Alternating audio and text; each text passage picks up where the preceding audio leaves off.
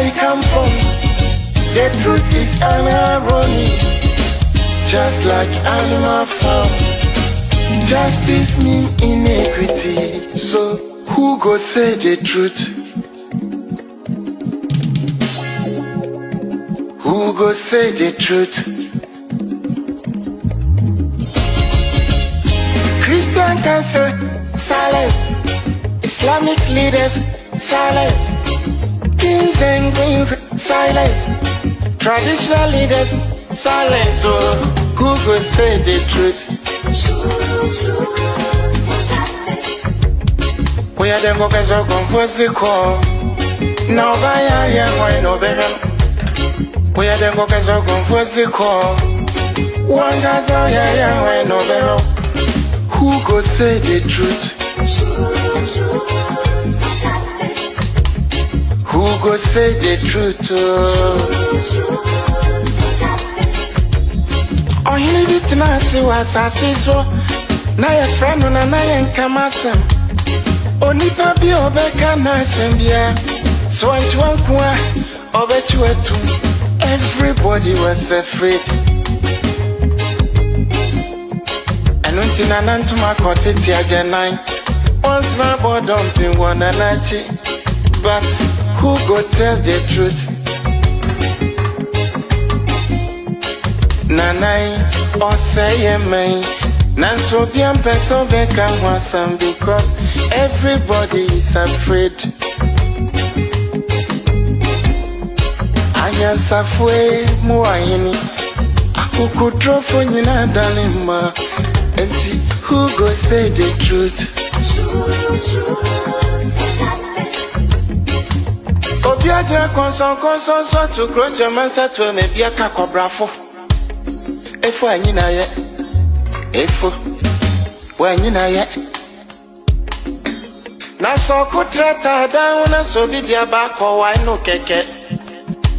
I feel for the man more piafo, if no cross on my move. Anya safwe muayini. Aku could drop on you darling. Who go say the truth?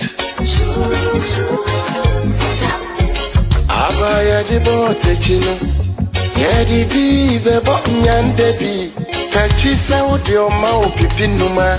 Would your mind never shine and frafonsa? But who go tell the truth? TUC silence. Even journalists silence. So then who go say the truth? Right is right, wrong is wrong. No matter how you justify. You say you wanna get rid of corruption. Someone want to help you. Now the person become your target. Jobless, no, they mean senseless. Poverty, no, they mean useless. One day, them go resist.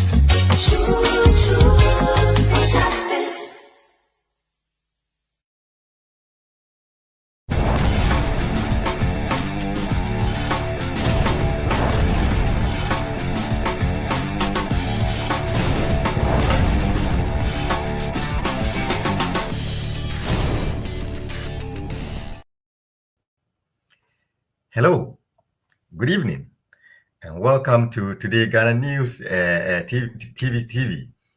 And as usual, today is a Monday evening, and on this TV station, every Monday evening, you know what happens. It is usually MyView Show, which is your favorite socio-political talk show, where we bring you the topical social and political affairs that are happening mostly in Ghana, but sometimes in Africa and the world at large. And this evening is going to be nothing different. But before we continue or we move forward, I would like to say a very warm welcome to our listeners and viewers across the world. So I would like to say a very warm welcome to our listeners on Sakina Information Center in Tatali in northern Ghana. Also, a warm welcome to our listeners on High FM 93.7 in Achuhima in the Eastern region. Also to our viewers on OTTV in Jasikai, and also to our listeners on the King's Radio in Accra, and also to all our viewers and listeners on all social media platforms, be it Facebook, YouTube, LinkedIn, Instagram, Twitter, Twitch, or whichever medium by which you may be watching us. Well, saying welcome, probably I would like to say welcome to myself too, because I have been offset for some time. And this evening, I'm sitting in for your regular host, Dr. Jerome Fan, who is not able to sit with us this evening. And saying welcome to myself, I would like to probably draw us back to where I took a break, which was sometime last year. Last year, when we were warming up to the political activities in Ghana. Well, when I say political activities, our listeners and viewers would recognize the fact that last year there was a general elections in Ghana. And to that extent, most of our discussions centered around the political activities that were taking place in Ghana. And in our bid to help the process, we usually brought political actors from all the political parties or the various political parties that we could lay our hands on to appear on this medium so that they could explain their policies and programs and activities to Ghanaians so that it would give Ghanaians the position to be able to make well-informed decisions going into the elections. Well-informed decisions they made, and Ghanaians settled or arrived at, a direction that they wanted to go, and they chose their leader. So this year, we have come back to bring somebody from the governing party or the party that won the favor of Ghanaians in the elections to speak to us about one or two things. And on this station, when we say we want to bring somebody, we just don't bring anybody. We bring those who are on top of affairs, those who are in charge, or those who have authority over their field, so that they can educate all of us and be able to give us an insightful discussion on the topic at hand. So this evening, we are going to be joined by Mr. Conrad Dumba. Mr. Conrad is a leading member of the governing party in Ghana now, which is the National Democratic Congress, the NDC. He is also the chairman of the NDC UK and Ireland. And if you are a regular viewer of this show, Mr. Dumba will not come as a stranger to you. He's a regular on this show, and you know what to expect when you have Mr. Dumba on the show. It's always a bundle of joy, a bundle of excitement, as he brings a lot of excitement and explanation and bring light to the discussions that we usually have on this station. Mr. Dumba, good evening to you. Good evening, Uncle Albert, and good evening to your very much cherished viewers and listeners. It's been a long time away from this brilliant platform, and I'm glad to be back here, although 5 months after the beginning of the year. But it's my pleasure to be with you tonight. We are glad to have you. The pleasure is all ours, and we are happy that you are here today. And we look forward to, as usual, a very exciting discussion with you moving forward. But before we get into the discussions proper, how are you doing? Oh, by the grace, let me chip this in. The last time that we spoke, you were not in a very good mood. You seem burdened by the affairs in Ghana. So right now, how are you doing? I think that collectively in Ghana, Ghanaians everywhere, Ghanaians living everywhere, both in Ghana and out of Ghana, of the consensus that things are moving in the right direction. And this is based on empirical evidence. It's not because I'm NDC, I say so. You hear social media memes and short clips all celebrating. There's a famous one behind the vehicle that effectively was saying that this one is, that it has never happened. I don't know, my tree is not good, but they say, see that. And they said, this is not like the other one. Mama 2.0. They say You he's see? rolling different. He's rolling different this time around. Oh yes, I saw somebody, a taxi driver today, was it a motorist in his vehicle, who was like, whether Mahama likes it or not, he's not going anywhere until he passes on. He's going to stay there, and whatever they have to do to keep him well. And I can understand that, because we've had string upon string of good news. You know, fuel prices coming down. Of course, inflation has come down from almost 23.9 down to about 21.1 thereabouts now, almost a 3% drop in inflation. And it is anticipated that by the middle of next year, we will be hitting single-digit inflation territory. The CD has suddenly become a source of pride for everybody, including even our brothers in the MPP. A streak that is unprecedented. If your producer were to quickly even Google up the CD to dollar over the last month, you see a very sharp curve, a very sharp slope in the rate at which the CD is performing. Most of the currencies of our neighbors, Nigeria is appreciating a little bit. Most of the currencies of our neighbors, even the euro is depreciating against the dollar, which admittedly is in a bit of a limbo, a bit of a weak state.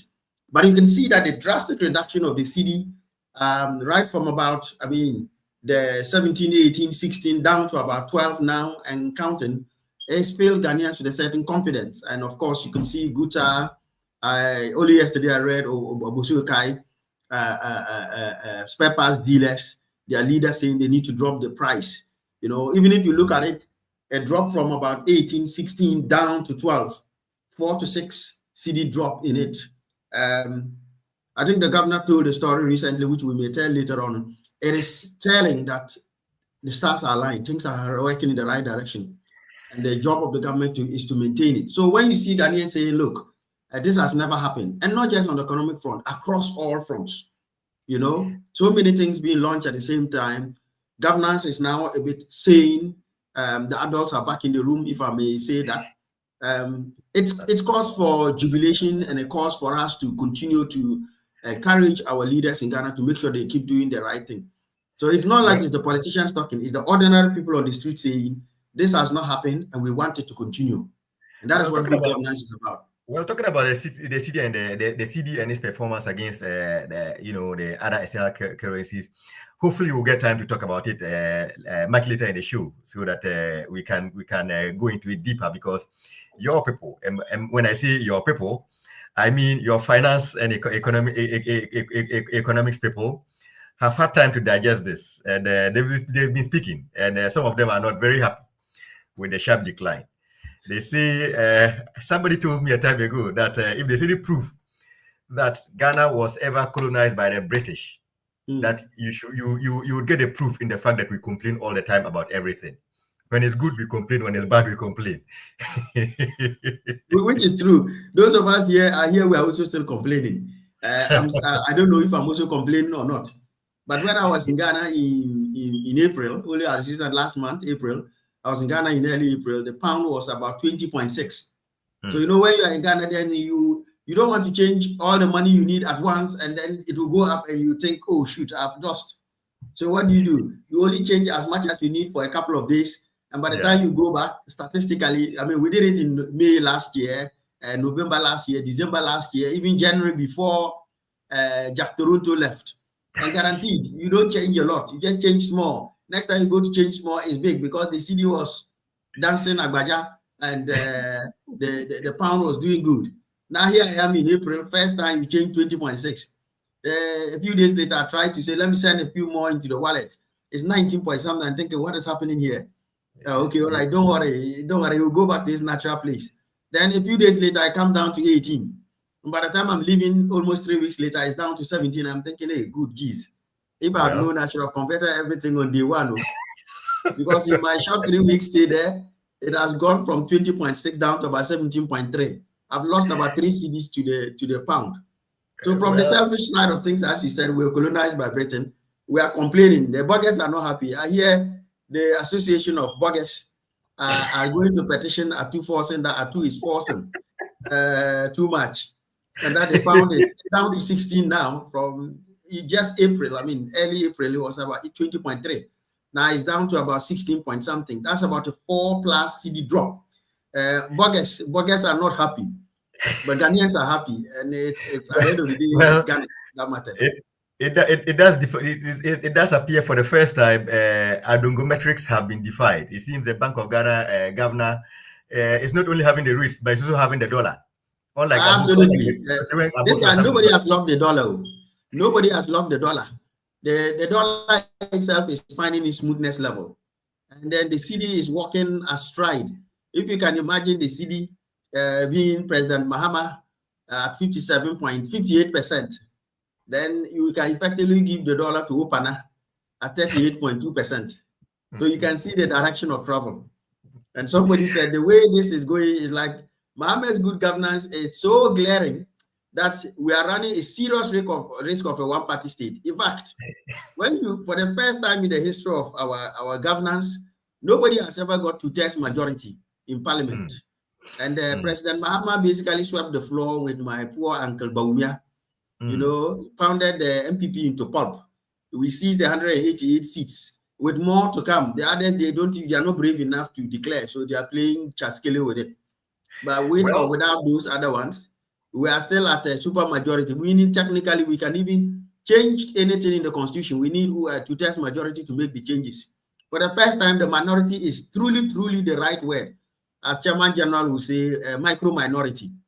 They are irrelevant in our governance. We only listen to them to quack, but not much can be done. So you see, we got an emphatic victory, and President Mahama is delivering an unprecedented and emphatic economic performance on the governance front, on the economy front.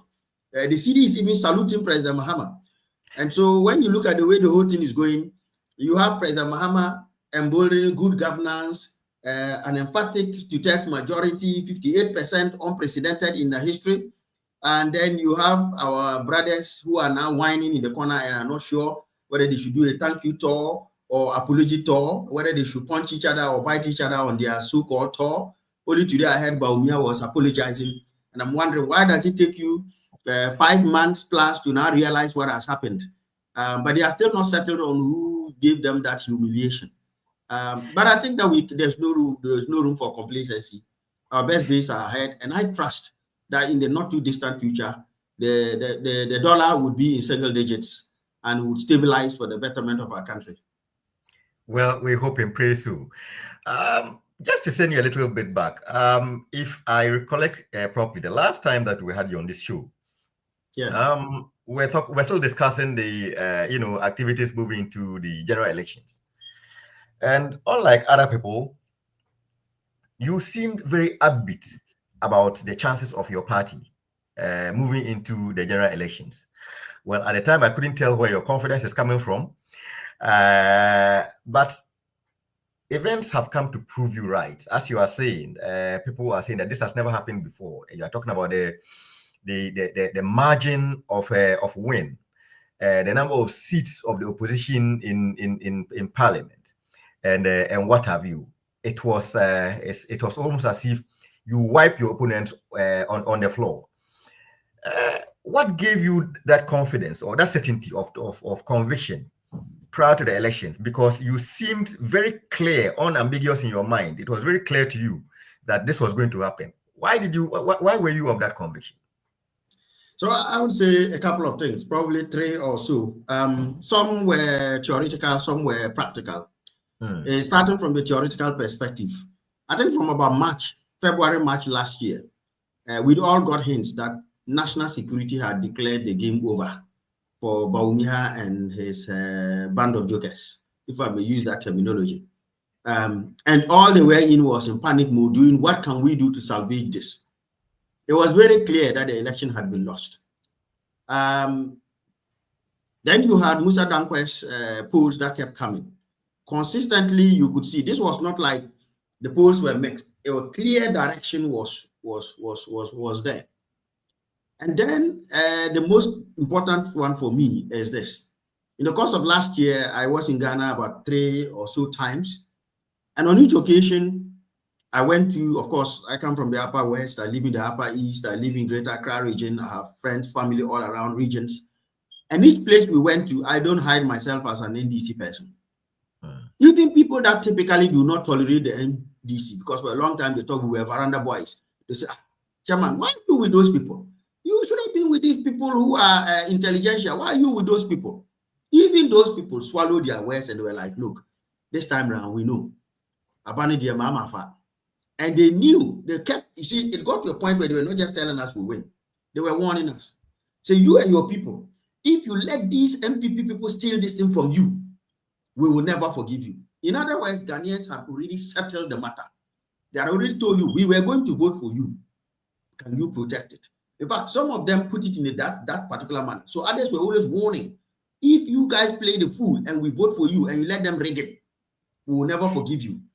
And others were like, we're going to vote for you, but we are not sure. So those who were even despondent, their view was, look, as for you, we will vote for you. But we are not sure that you can protect it because you people do Asoraba politics too much. You are not as IT as the MPP. You know, you are not Takashi like them. And my solace to them always was, what happened? You voted for us in a North and we protected it. There is no election that we had the mandate and we let it slip. In fact, we ran parliament. That tells you that we work with strategy and not just raw muscle. It's not just about brawn, it's about brain. You have some that said, you know what, Chairman, me, I won't vote. And these were the most diehard people that were like, me, I was born and birthed MPP. I am MPP from the hair to the toe. And therefore, I can't bring myself to vote for NDC. But I'm not turning up because my people are fooling. For me, that told me something. The people who turn up for the MPP are not bothered to turn up. The people who turn up for the NDC are going to turn up. And those who were always in the middle were going to give the NDC a chance. And so for me, it was clear that we were going to win it if we protect the ballot. So a lot of us, a lot of the party machinery, we moved into the protection mode because we knew we were going to win, we were going to protect it. And when I was in Ghana in November and in December, and we kept touring the various places, a number of the regions, many of them, learn from breath, from Upper East to Upper West, Northern region, Accra, Ashanti region, Western region, Central region, it was very clear. We went into Takrady, and that's myself and, for want of not mentioning names, a very strong team, about 15 of us from the United Kingdom, in a number of vehicles. We went to Takrady, which is supposed to be a stronghold of the MPP. And it was very clear that people did not give a toss about the MPP, even in their strongholds. We went to a place like Agonan Kwanta in Hunter West, that it's been almost impossible to win. And a shout out to the MP there, Honorable Mavis Kukwa BC, who's a member of my own branch in Milton Keynes within the UK here. It was very clear the people were rooting for the NDC. The only anxiety is, can you protect the ballot? Even MPP people, you go out and they couldn't bother to campaign. No, when in Bosumchi, that's we spent about a week and a bit in there to finish off. And as we were going around all the communities around the Bosumchi Lake campaigning, MPP was nowhere to be found. When they heard what we were doing, a few of them joined us at one of the communities, and they were not there to campaign. Why? They came with brass band to distract us. They couldn't even get their own people to go out and campaign. Anywhere we went, when you put Kweng straight, the whole place went agog with excitement. So even in Ashanti region, it was subdued. There was a night when Kumasi town proper, around one of the lorry stations, and were campaigning in the evening. People that hitherto will not even touch an NDC paraphernalia. They were asking for shirts. They were asking for our paraphernalia, whatever it may be. And there was a very funny thing that happened when I was driving up from Kumasi up, myself and my driver, we were going up north after our finishing of our tour, because I had to go and vote and then dash back into Kumasi that same night. And some MPP guys were standing by the roadside, just throwing their T-shirts to anybody that would bother to collect. They'll give somebody who drop it. Then they'll give it some people were refusing. They even threw it into, there was one of these taxis, Akola, the Ticos. Yeah. And then a couple of them threw some shirts in there, and we were behind. Next thing we knew, the shirts were thrown back out of the taxi. And we were laughing about it. But even in Kumasi, it was very clear. But of course, come the D-Day, I mean, home is home. So I did my final tour. I voted in my holy village in Chere in the Upper West. Myself and my driver took off in the morning. I'm not saying we broke any speed rules, but I can say that by about 3:34, we actually entered Kumasi. would have been in the heart of Kumasi, except that at the outskirts, some excited ran into our bumpers.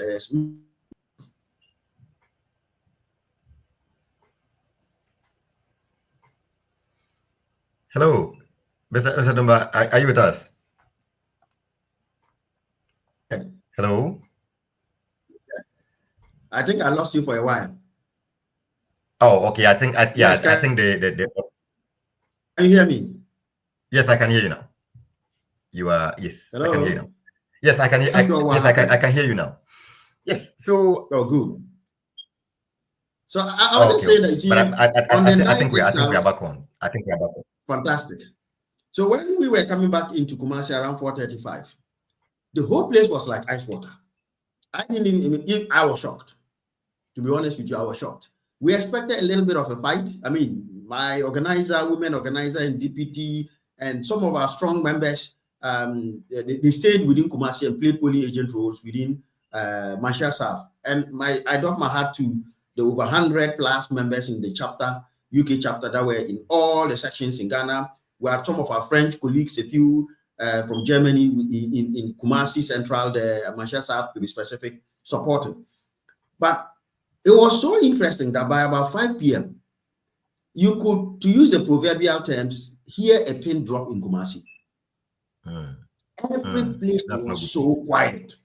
And while your vehicle is passing with the NDC flag on it, because we were still stubborn, everybody was saying that you have taken it, you have taken it, you have taken it. It was even clear driving in from BA area all the way down. You see the polling stations, people queued there. Places that were not as strongholds, you could barely see any queues. And that gave us a sign. By the time we got to the party headquarters, the boys on special operations were even angry because they were bored. They were expecting action somewhere so that they would go and care and also imprint. But it looked like nobody was prepared to come out and put a lesson. In fact, I don't know whether Wuntumi was still in Kumasi. Now, it was so clear that by the time we got in, the results started trickling in. By about 6, 7, we're already at 34% for Kumasi, and it's unprecedented. We've never got that. At that point, we realized that no, this is not a fluke. And of course, when we came out and we went to where our members were playing polling agent role, we were collecting the pin sheets, and no doubt about it, they tried to steal the thing in Kumasi. But the NDC members, not just mine, but other chapters who were there, did a strong, very vigilant job and made sure that there was no room. Of course, Joseph Yamin, the indefatigable Joseph Yamin, busted about 500,000 ballots. You know, they were basically trailing all these people who were trying to. And when they realized that they couldn't introduce those ballots into the system, it was game over for them. So by 9 o'clock, there's a place with very good tilapia in Kumasi there. Now I forget the name of it. Myself, Honorable Chief Baini, Malik, I will not mention all the names. We were sat there. Now, but it was a done deal. By 9 p.m., it was a done deal. And we're now having fun, eating tilapia and chilling out. And that should have told you that the people spoke emphatically and very loud. So looking back, I'm not saying I'm a prophet, but the stars were aligned. It was all written on the wall. And all we had to do was to protect the ballot. And by protecting the ballot, sorted. Yeah, and by doing that, we had this case where you had this emphatic and using the word you used, unprecedented victory. But that is not the only unprecedented thing that has happened. Since you won, or even prior to winning, you also set out to do something that has turned out to be quite novel in the political environment of Ghana. Even before winning, the now president, then candidate, brought out a set of things he called his social contract with Ghanaians, which he said he wanted to achieve within 120 days, or was it 90 days or 120 days? I think 120 or 90 days of he being in government. 120 days. 120.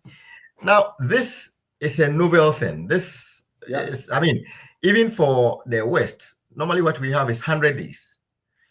But he was quite emphatic on 120, and he stuck to it and gave what he wanted to achieve within the 120 days. Okay, so before we go into the meat of it, what's your understanding of this so-called social contract that he tried to introduce? What's the concept of this social contract that he tried to introduce? Yeah. So traditionally, in academic terms, the principle of social contract, and I think it generally it can be looked at from different disciplines. But one of the easy ways of looking at it is from a fiscal perspective. So you have it then being transformed in what you call a fiscal social contract, where, and I'm going to use a simple example. Taxation is an example of saying, I agree to pay my taxes to the authorities, and in return, I expect them to provide roads and other public goods, public goods, roads, schools, hospitals, and so on and so forth. So it's almost, we have agreed to that. And that's why you find that people are very hesitant to pay taxes when there are no good roads. Conversely, when they pay their taxes, they want to hold you to account. Not many leaders have actually gone as far as President Mahama by saying, look, you vote for me, and this is what, it's a quid pro quo situation. You vote for me, and in this time frame, it was a very smart, as we say in business terms, smart social contract. It was time specific. It was specific and it was measurable. I'm going to do this, and it's going to be done in this time period if you do that. They gave him the mandate, and so it fell upon him to now deliver. And you'll find that in Africa, and not just in Africa, even here in our Labour Party, they promise to make life better for us, and then they come in, the next thing you know, they slap national insurance on employers, knowing that, without realizing it's going to hit us back. It is very easy to win and not do what you want to do. When I was campaigning for UK elections, I came up with a comprehensive manifesto, and I discussed it severally here. And I was fully minded that this is a social contract with the people I will deliver. President Mahama did it excellently by being time specific. And he delivered on most of the key ones. I mean, of course, the one that many people were praying for was the nuisance taxes that were very distortionary in nature. The e-levy, your COVID levy, and all that kind of stuff. And in a short period of time, he scrapped the obnoxious e-levy. He scrapped the baller tax. Of course, the COVID levy has been slated for scrappage. It's just that it is embedded within VAT. And so the best thing to do was to take VAT and streamline it so that it becomes a proper one. Because the NPP got to a ridiculous situation where they had a tax on a tax. It's unheard of. You pay a tax, and you pay a tax on that. So you go in and they say, oh, COVID levy. Then within the COVID levy, there is VAT on COVID levy. National Insurance Health levy. I mean, get anybody who has gone to buy anything from the cleared any goods in the port. You have that ridiculous situation. The COVID levy is yours. You've just collected, let's say you've taken 10 cedi from me for COVID levy. Then after saying, thank you for giving me the 10 cedi, so now you pay me again another 1 cedi of that levy that you have just given me. Once I give you 10 cedi, you own it. So if there's a tax on it, you own the property. So you should be paying the tax. Why do I give you money and add you the tax for that money? And so our tax, VAT particularly, has been bastardized and distorted completely, with all kinds of, with VAT, you should have items that are supposed to be exempt, so items that are zero-rated VAT. It's a very comprehensive regime, but this guy did a good job of distorting it and messing it up so that it was no longer recognized as a VAT. And that is why the COVID levy will be taken out. But to take it out, you need to do a comprehensive review of the VAT, and then make sure we can strip out the bits that need to be stripped out and get it back to the value-added tax. Well, why are you charging me VAT on COVID? What's the value added by COVID? Just because just before you move ahead. Yeah. Your opponents say that this is only a flamboyant way of explaining and wishing things away. That the actual reason why you still have the COVID levy is because of some 3 billion that you are afraid of losing. That you went on promising so much, and that you did not take into consideration the quantum of money that you're going to lose by scrapping all of these, and that you have found a very eloquent way of explaining yourself out of it by simply bringing this explanation that is part of a comprehensive VAT, and that you could have scrapped it anyway, and then dealt with the others later. So they say this is an afterthought, that you are just afraid of losing the approximated amount of 3 billion, and that if you did that, that was going to affect your budget significantly. So I think that you can play politics, but when it comes to the economy, playing politics with the economy is a dangerous thing to do. And the MPP has discovered that, massaging it and fooling around. We promised we were going to scrap it. But if you watch the budget that was delivered by Honorable Atuforson, everything that was done there was done in such a manner that even the MPP could not complain.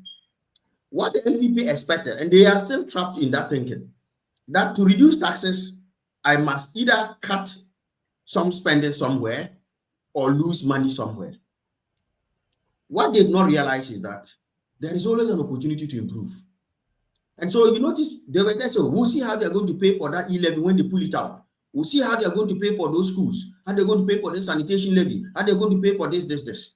They were waiting for us to cancel e-levy and increase taxes somewhere, because they did that, remember.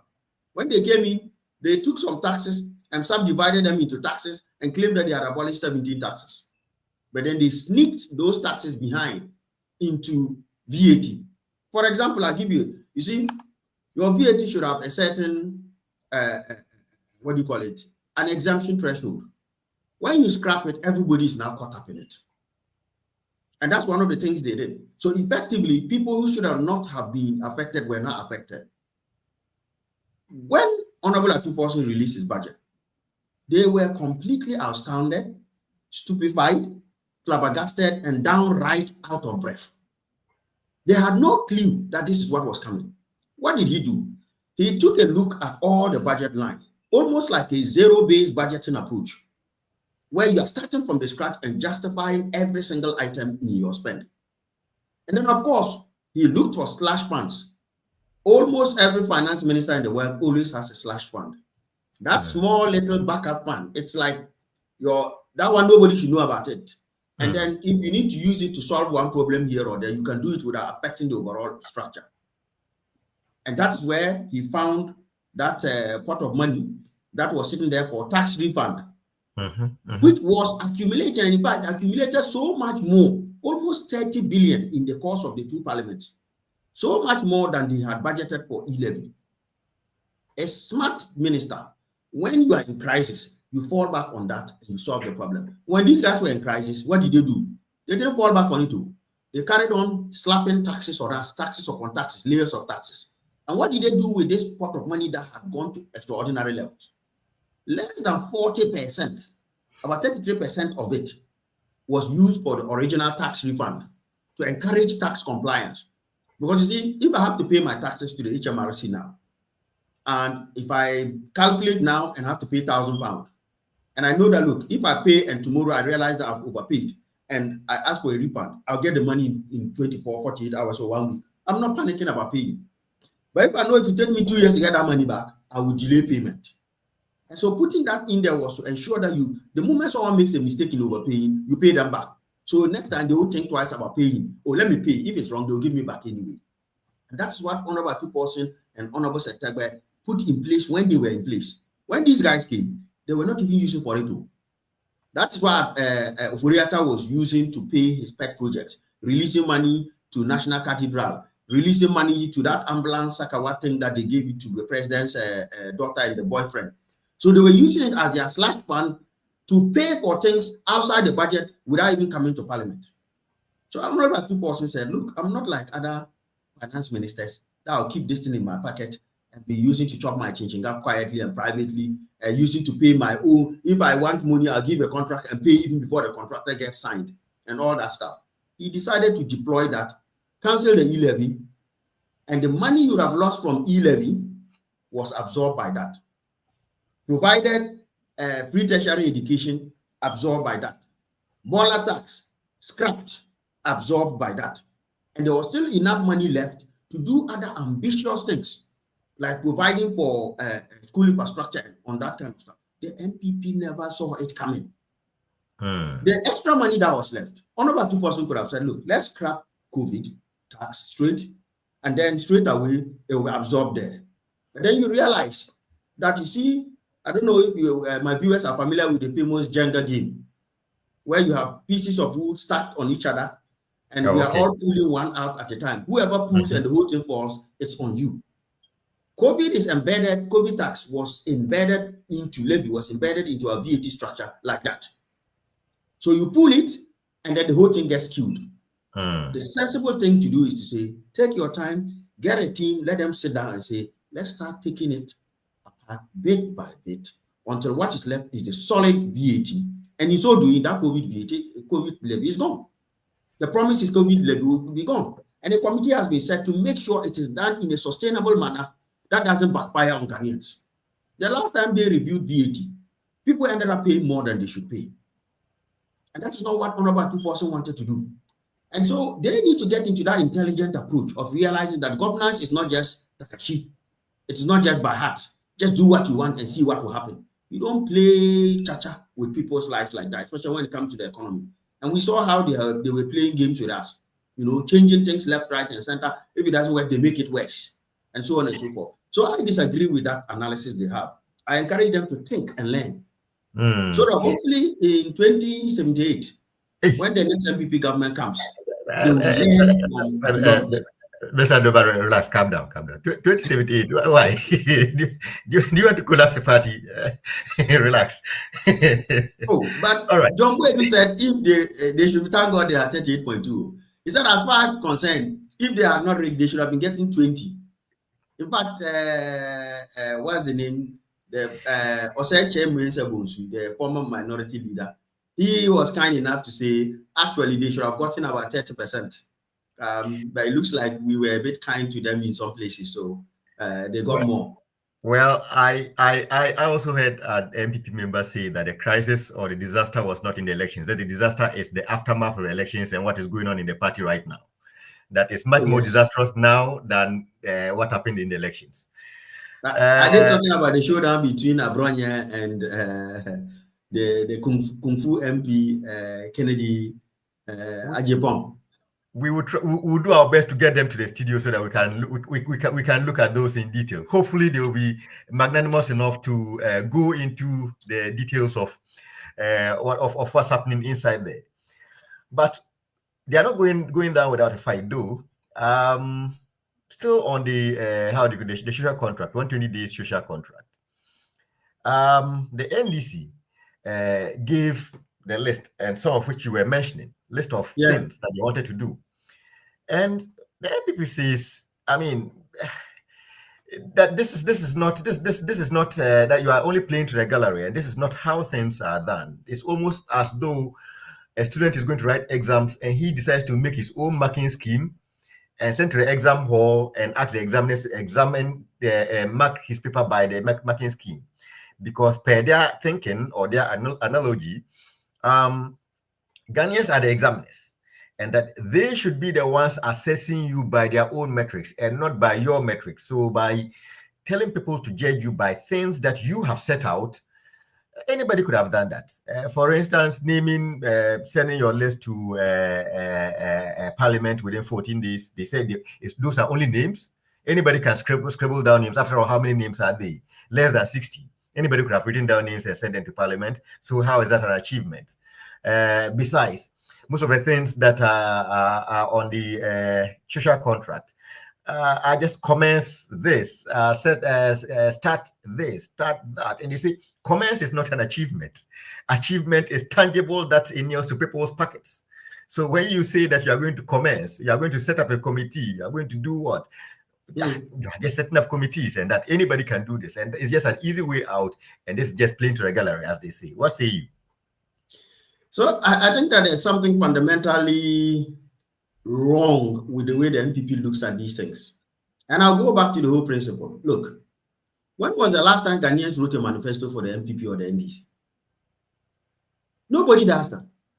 The way the political system works, and this is underpinning the entire concept of the social contract, the political parties come up with a manifesto to say to the people, I want to do this for you if you vote for me. And anyone making the comment they make are politically unwise to the extent that they think that you sit in your high towers and decide what is good for the people, come and give to them, and they say, yes, we will accept it. Every manifesto, and they know it, their own manifesto, they will go to the ground and find out from people, what do you want? What should be done? And then based on the feedback from the people, they come back and craft the message that will be appealing to the people. That then allows the people to accept it, which then allows them to say, fine, We are happy that this is what you want to do, because this is what we also want done. So we will vote for you to deliver it. So that in the first place is that if I come and consult you, what do you want? I've got 10 CD. What do you want? And so, Charlie, I want KK. I don't want Aboboy. And then I put it there and say, you vote for me, I'll give you KK. Then you vote for me and I give you the 10 CD worth of KK. Then come and say, oh, it's easy. Anybody could have promised KK. You wanted KK. If you had said you wanted Kofi Brookman, I would have put Kofi Brookman in. So it means that the manifestos and the promises are thrown out of the people. NDC people did not fall out of the skies as aliens. We are of the people and for the people. And we know what the people want by talking to them. Where they know that when President Mahama toured the nation and did the consultation, they also did the same. Be as it may, when we promise those things in 120 days, they say, oh, they can't do it. Oh, they are just lying to you. They will never be able to do it. Now we have done it. They say, oh, they said themselves and it's easy. In any case, in the corporate world, there's something called self-assessment. Even in tax, they should go and find out. You do a self-assessment. You go in and put your own stuff and calculate your tax and you submit it. If the tax man disagrees, they'll come to you. If they agree, they'll collect your money based on your self-assessment. So what's wrong with that? They are just, look, the truth of the matter is that parties in disarray. I heard some of them even talking about the CD. They say, oh no, it is just the dollar. Oh no, people are no more interested in CD. We haven't started paying our debt. That is the micro minority leader. And he was arguing in a way, and I said, my brother, you are a lawyer. Stick to going to your women organizer at the Supreme Court and making your case.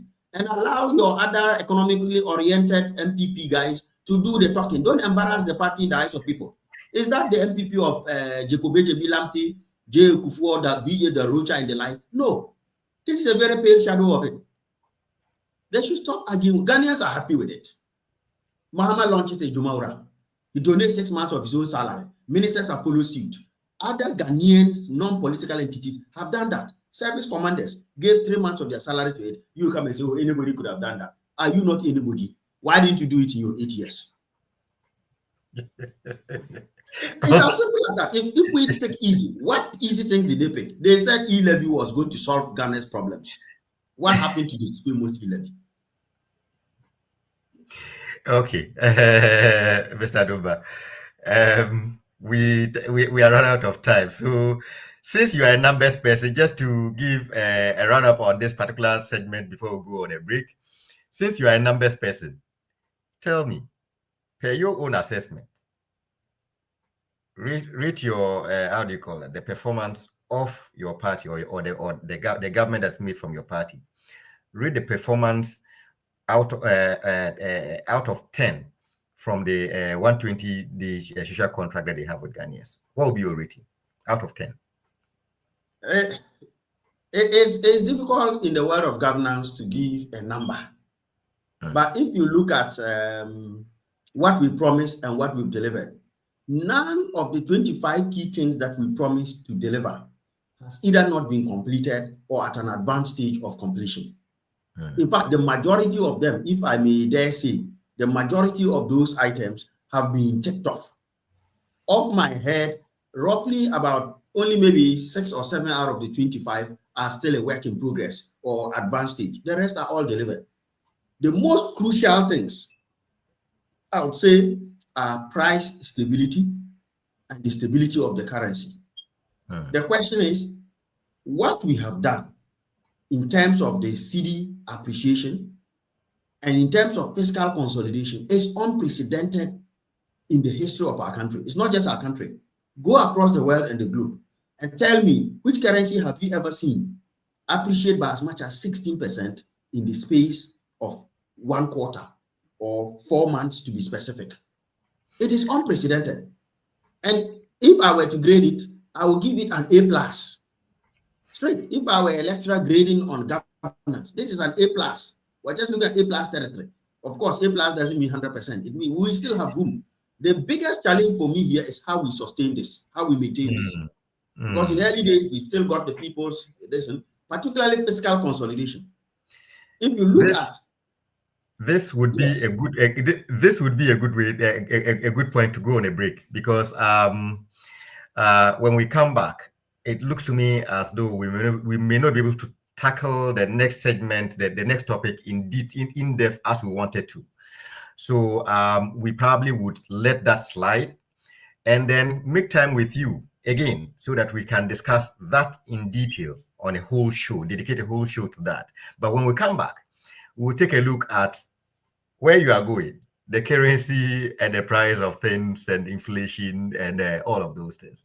So take a sip of the tea that you are already taking, and then we'll go for a short break, and then when we'll come back, we'll conclude the show.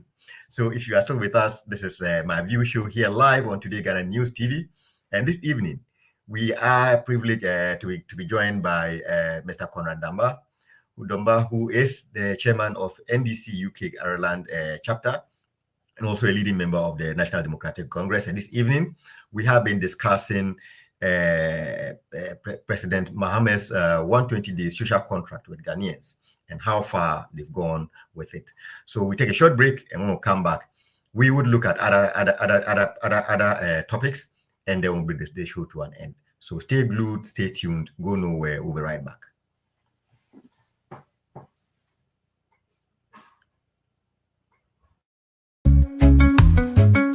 Don't miss a beat, stay tuned tight. The best of the best, shining bright. Tune in now, it's not a game. Today Ghana News, it's your clan. Tie with Francis, a unique delight. Don't miss the magic, shining bright. Tune in and see the best of the best. Today Ghana News, you'll be impressed. And every week, a new adventure. Francis Jalil, we're ready. From the beach to the dance floor. Don't miss a beat, stay tuned.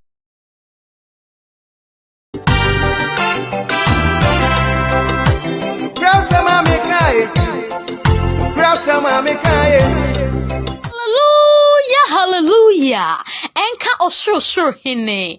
Ka Apostle Stephen Amuakuhu, or control for penny ene kofa baye edema. Inner World of God Ministry International. Ewa biblical truth. Miminda ediye nimi ene miminda biya. Abra abo enumre nonson Ghana time. Yeyini life. Ewa Today Ghana News TV. Biblical truths. Power, power, power.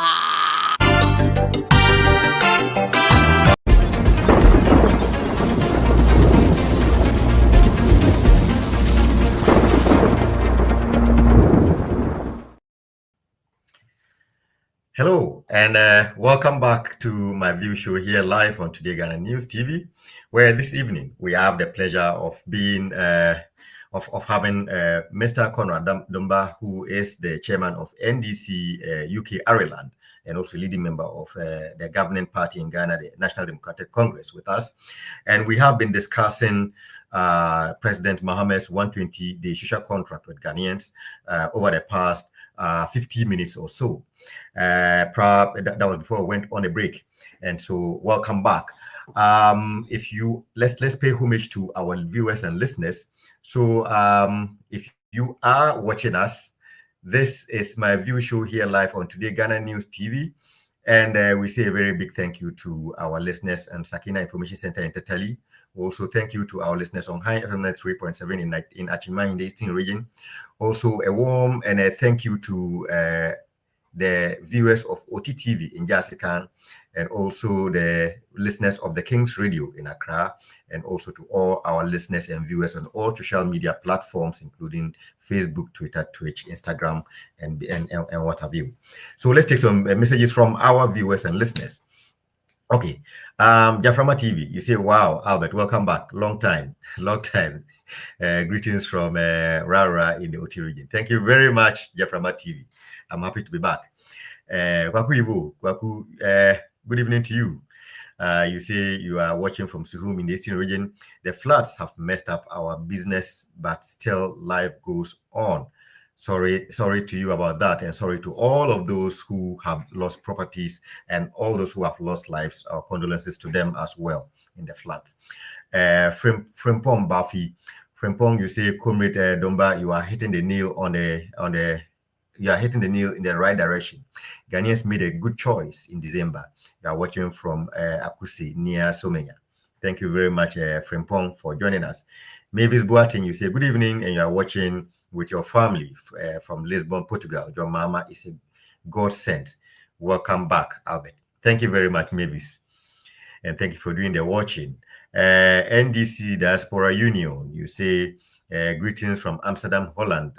Comrades, you are doing well for God and country. Thank you very much, NDC Diaspora Union, for doing the watching as always. Asempa Boachi, you say sure, the best days of Ghana are yet to come. You are watching and listening from actually Himai in the Eastern region. Then Patience Dako. Patience, you say, hey, Albert, so you did a day, Papa.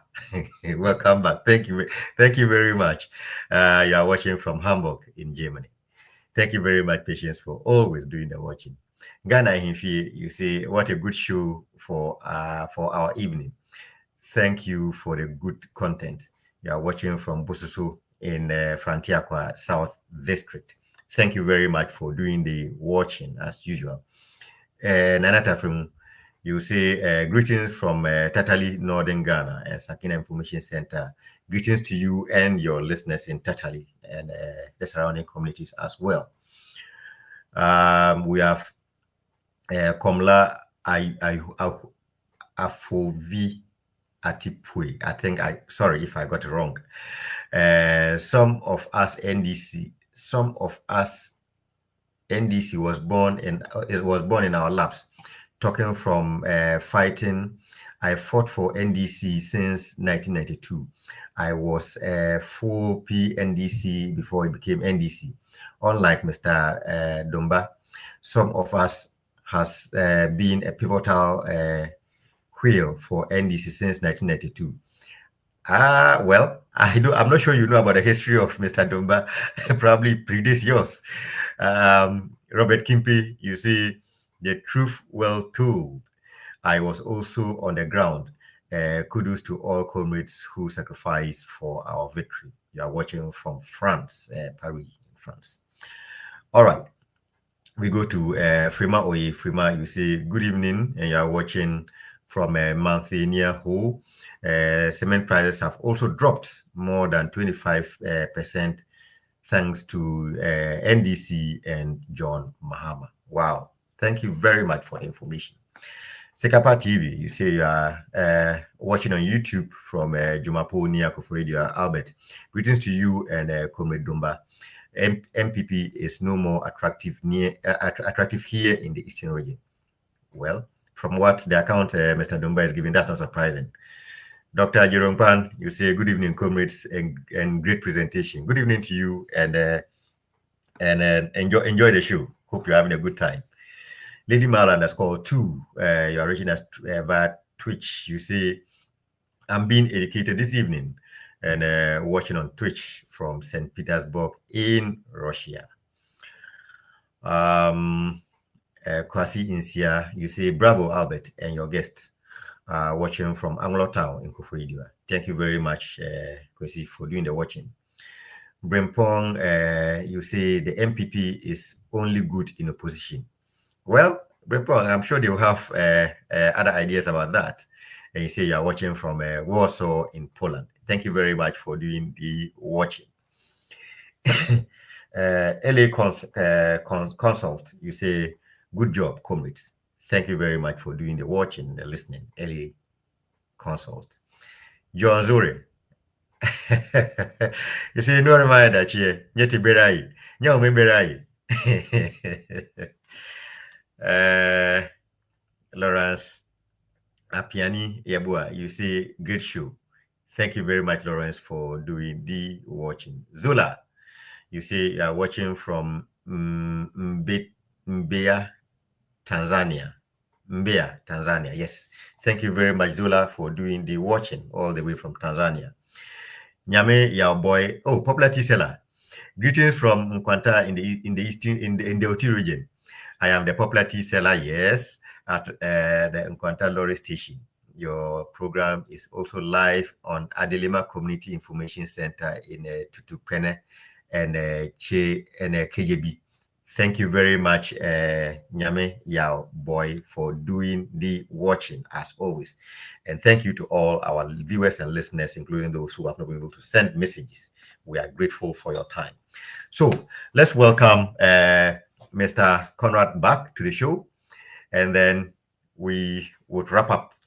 Mr. Conrad, Yes, sir. You seem to be exciting our viewers and listeners. They seem excited to have you, and we are grateful to you. I'm particularly enthused by the messages, especially from the one from my brother Kobla, who was born in the NDC. Unfortunately, I was not born in the NDC. I was born in a hospital.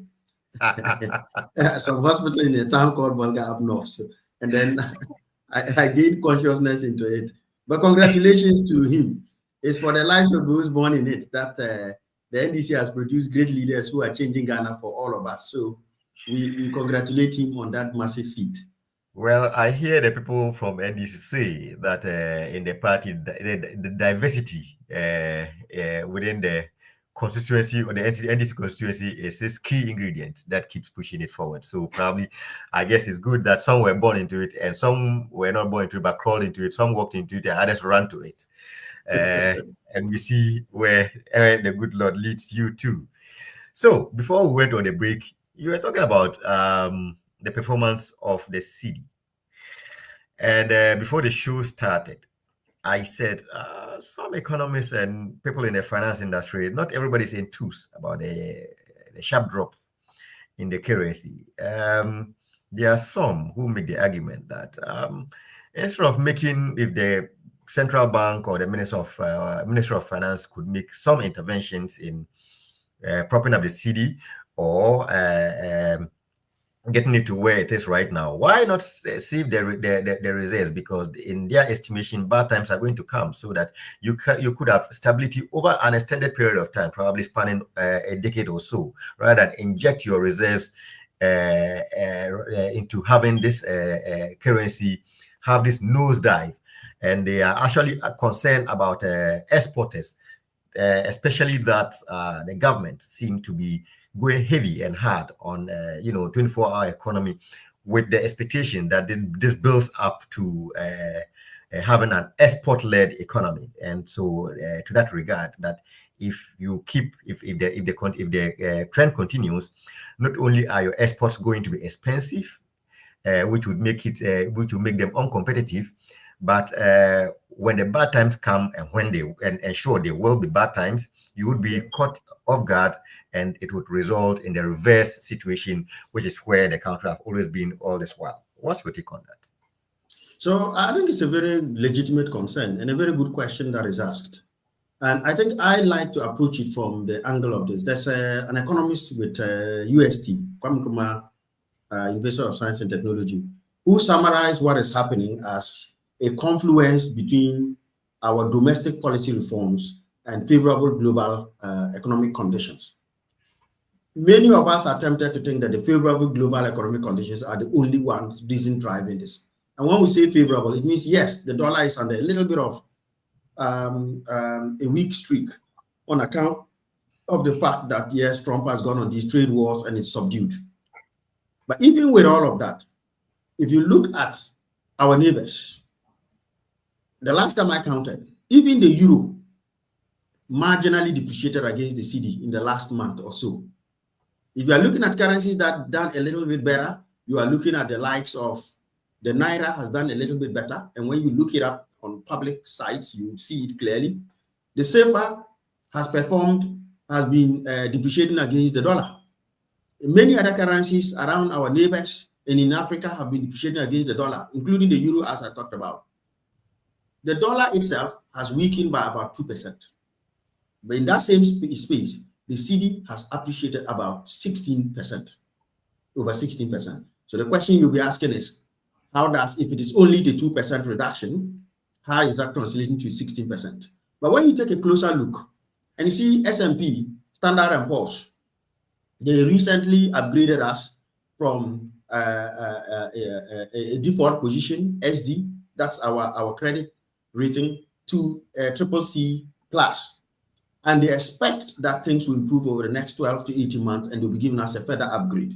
And the reasons they gave are about debt sustainability, bringing down our debt service ratio, and a few other things. How did we get to this?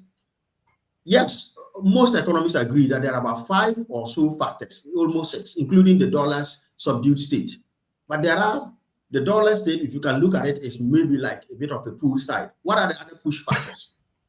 We look at, and I'll make things simple in my understanding, in no particular order.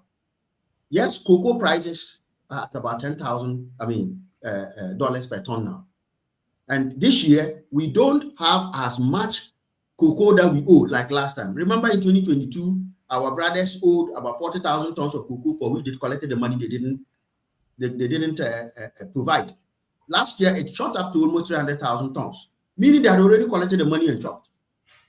Conscious effort this time around, that has been changed. So a lot more of the proceeds we are getting will be coming to us. And we are lucky to have had more cocoa, price has gone up, so more proceeds coming in. The gold bond program that we have just put in place in the first 3 months of the first quarter of the year alone has given us $1.7 billion in cocoa, in gold exports. That's dollars coming in. People didn't pay attention when Honorable Tuforson put this in the budget. A scrapping of the withholding tax on gold sales. All the galamsees, and yes, there was a huge spike in galamsey gold production last year. All of those guys, most of them were taking their gold to Mali and Burkina. Why? Because when you sell in Ghana, at the same international price that you will get in Ghana and Mali and Burkina, Ghanaian government was forcing you to have a withholding percent. So if it's 2.5%, for every $100 you sell, $2.50 must be kept. Ghana government take out. You go to Burkina, you get the full 100. You are a rational being. If you've got $1 million worth of gold to sell, would you go and give 2.5 million of that to government or cross the border and get your extra full? So they were doing that. When the budget was read and that was scrapped. Now, if you are the same gold seller with $100 million worth of gold, you can either take a risk and put it in a car and go to Burkina and run the risk of robbers getting you and save yourself 2.7 billion, or you can stay here and sell it and still not get that 2.7 billion taken out. So what do you think you do? You stay here and sell.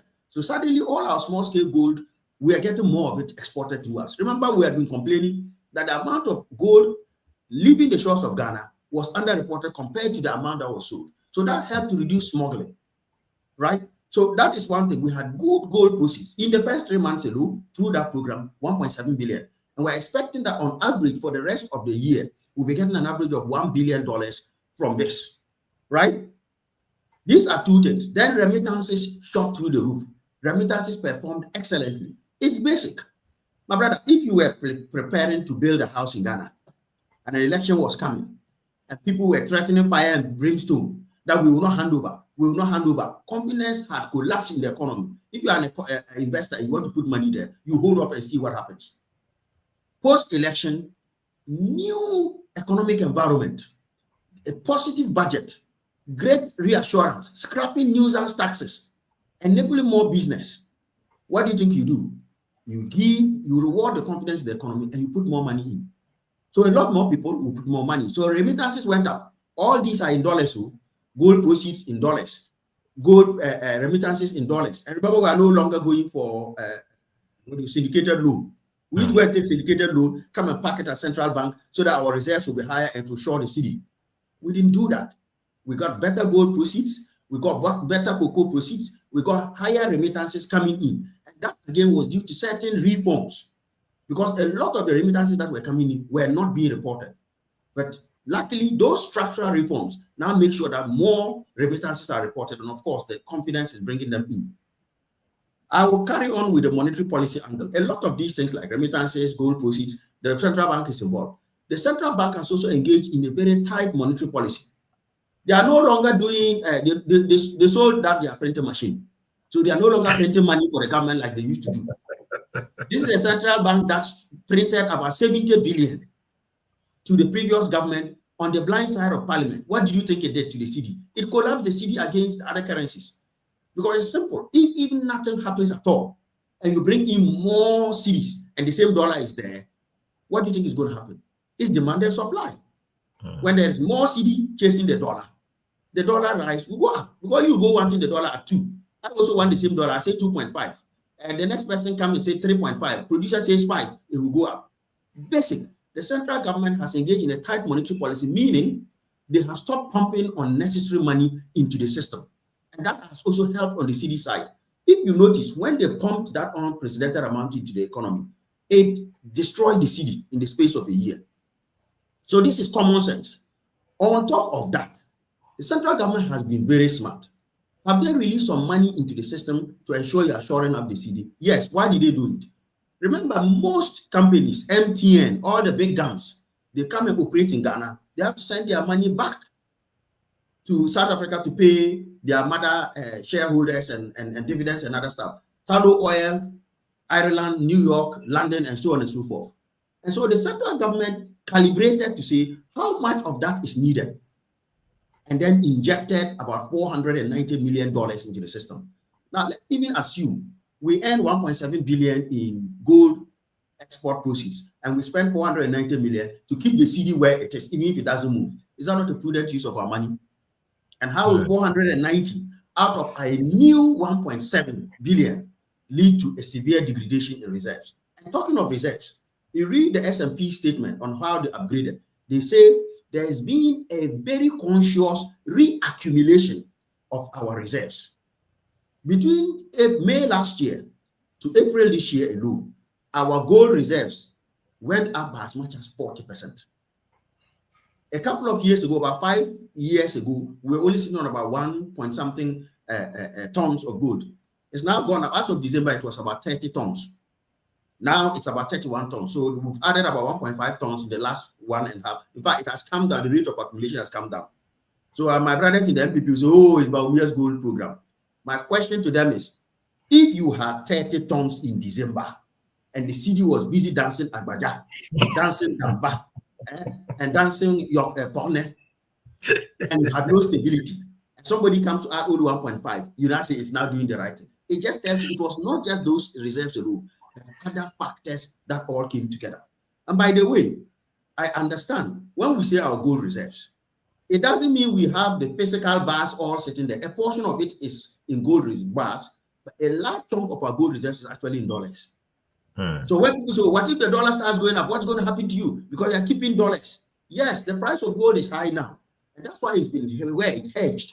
Such that, yes, we are calling them gold reserves, but in technical terms, a good chunk of it is dollars. So guess what? When the dollar starts jumping like a yo-yo upwards, our reserves will also go up in value.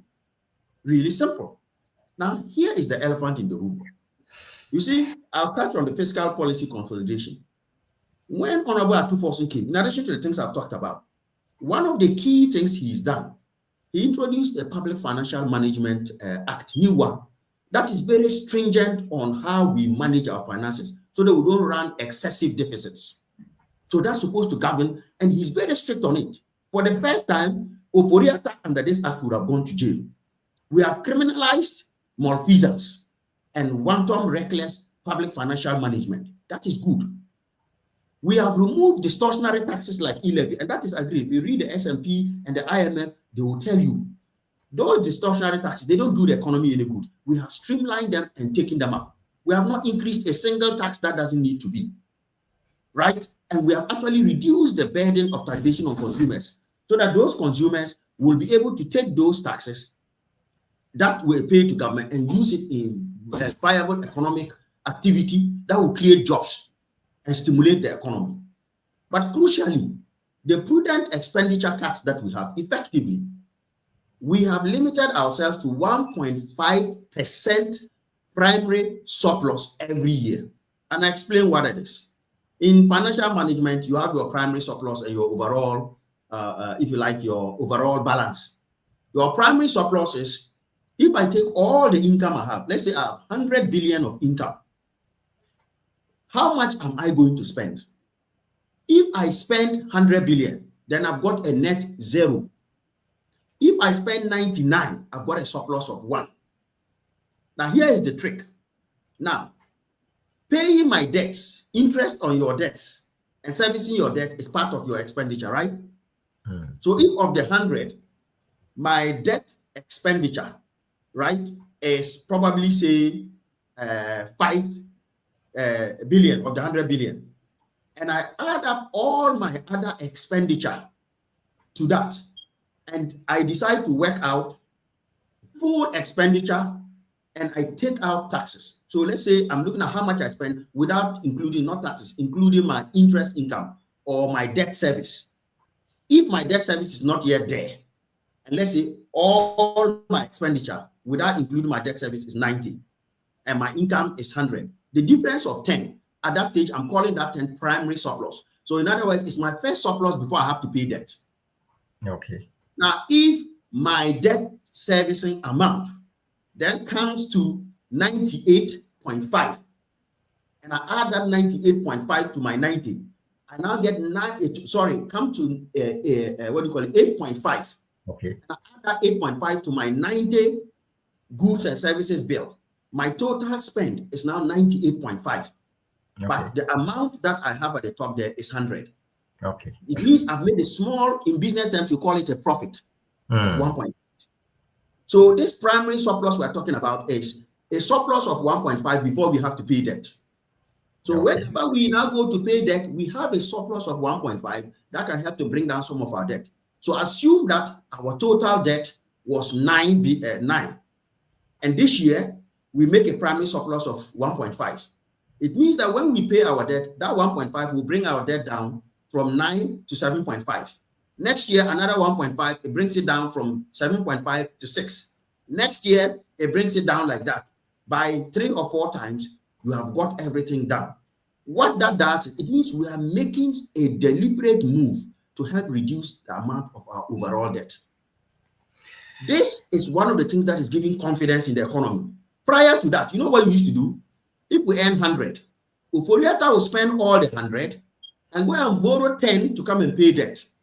When I have a debt of 10 and I go and borrow 10 to come and pay, I have maintained my debt, if not increased. Sometimes we go and borrow 12.5 and use only 10 to pay debt, meaning we have had net new borrowing, extra borrowing of 2.5. So our debt kept going up and up and up. Now, if you are an investor and you look at an economy where the man is meant to make profits to be able to pay you, why would you have confidence in it? Even Western countries these days are struggling for that. So when you add the confluence of all these factors I'm talking about, and I can tell you for free, the finance minister and the governor, they meet daily without fail as much as possible to synchronize fiscal policy from the finance minister's side and monetary policy from the Bank of Ghana, Dr. Johnson, a CMS side, to make sure the two are working in tandem for the good of the economy. Why wouldn't the city respond positively to such great cooperation, such reforms that are bearing positive fruit? So those making noise, listen to S&P. They are confident in what we're doing. The IMF is confident in what we're doing. Let's not blow our horn yet. We're not out of the woods. We need this sustained. If this concerted and positive collaboration between monetary and fiscal policy continues, we sustain the gold board program. We sustain confidence that continues to bring in remittances. We clean up our cocoa sector. The finance minister announced acquisition of 200,000 hectares of cocoa because we know for the first time we are bringing all our foreign exchange earnings to underpin the city. We are not collecting cocoa to go and chop. We are not collecting gold to go and chop. When we get it, we are using it to target our currency, knowing that if our currency is strong, then and the higher help in the economy will be strong. And as the currency appreciates, it means the cost of our imports is reducing. It also means our debt is reducing. That's the other thing. And I'll be quick about that. If we had, let's say, the dollar, our total debt, let's say our total debt was 20 billion cedis, and the dollar was 20 at the time. It meant that straight away, for every cedi, every dollar, we need to go and get 20 cedis to come and pay it. If through strengthening of the currency, it has reduced to 12 now, how much have we saved ourselves? So in January, the dollar was 18. Now the dollar is 12.3. So if in January, a 2% had to go and pay debt, you have to carry 18 cedis to pay $1. Today, he only has to carry 12.3 cedis to go and pay the same dollar. There's a difference of about 6 cedis that he no longer has to put in debt. And so by strengthening of the currency, our debt has come down, automatic, very basic. So I agree with the concerns. What we need is sustainability instead of playing the doubting Thomas. And what we need is to support our government so that our city will continue to be a source of pride like the great Black Star. Well, in all of these you have talked about, I think most of it, especially from the part of the finance minister and the governor of the central bank, most of it would require some not only discipline, but some high level of ethical considerations. Correct. And to add on top of that, the president has introduced a code of conduct for his appointees. That Absolutely. Now was going to be the second part of our discussion, but we have run out of time by a lot. So we will make a date with Mr. Domba and try to get him back into the studio so that we can make time to talk about these ethical considerations, which are vital to the gains that are being made in all spheres, including the economy and the social and whatever sectors that we are seeing improvement in our lives right now.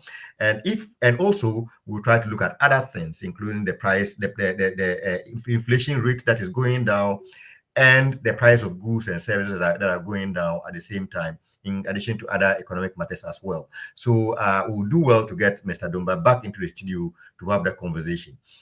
But in the meantime, on behalf of my viewers and listeners, I would like to say a very big thank you to you, Mr.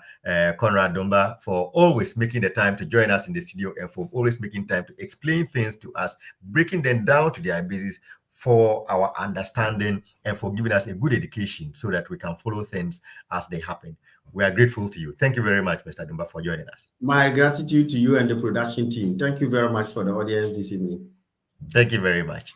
So to all our viewers and listeners, we say a very big thank you to you for tuning into the show and for being with us throughout this show.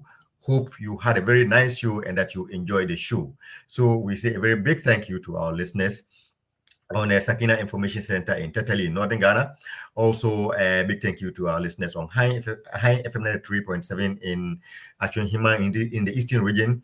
To our viewers on OTTV in Jessica, we say thank you to you, and thank you to our listeners on the King's Radio. Also, thank you to our listeners on Adilema in the OT region, and to all our viewers and listeners on all social media platforms. We say a very big thank you to you as well, and thank you for joining us. So until we come your way again next week with yet another exciting show, we say stay blessed, stay safe. God bless you. God bless our motherland, Ghana. Good evening.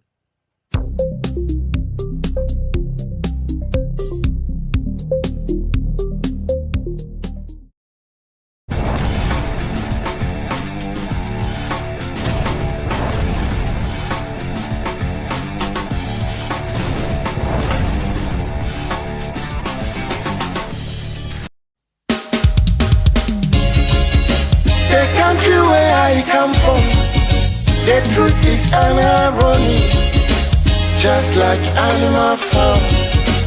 Justice mean inequity.